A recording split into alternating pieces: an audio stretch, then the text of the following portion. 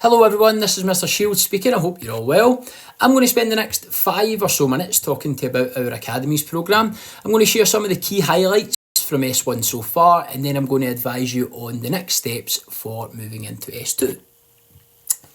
Before I do that, I just wanted to share our journey for the Academies programme so far. So they actually started back in 2012, where we had a couple of schools of sport, they were called at that point, and it often left lots of pupils disappointed because there wasn't many spaces and there wasn't many academies.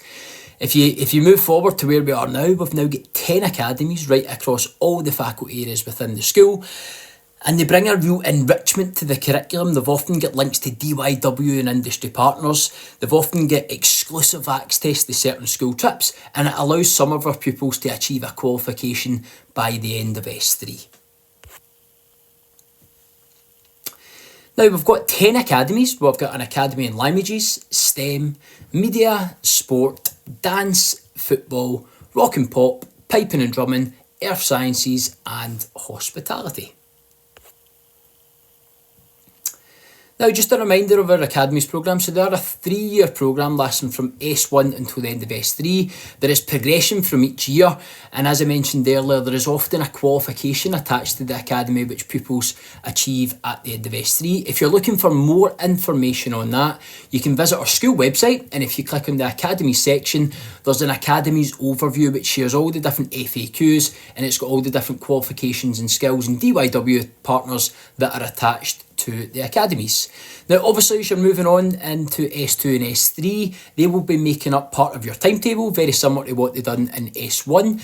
Most of them are 3 periods a week. There are some academies that are slightly more than that, but generally the academies are going to take up 3 periods within your timetable for S2. And again, very similar to S1, they ensure coverage in a curricular area. So for example, if you're doing the Earth Sciences Academy, that's ensuring coverage in our Humanities faculty for you. Now, the academies have been extremely busy this year. I'm just going to share with you some of the key highlights. Our Media Academy, who are pictured in here, they went a visit to the Sky Academy, and they've also had a visitors such as Mark Woods, who's actually a commentator for both Sky Sports and for BBC, and you can see him talking to our Media Academy pupils there, giving a real insight to what it's like to work in the industry. Now, our S1 Languages Academy put their language skills into practice by performing a multilingual nativity play to all of our primary school students. So that was great for them, and it really let them showcase the different skills that they've been learning through their Languages Academy. Our Earth Sciences Academy demonstrated their commitment to sustainability and care for the environment by planting 400 trees. Yes, 400, you heard that right, within our local area. So well done to them. What a significant difference you're making to our local environment. This is our Rock and Pop Academy in our plaza. They were actually performing a concert called Around the World to members of the local community. So quite a daunting experience, but one that they did exceptionally well in, and something that will stand them in good stead for moving into S2 and S3.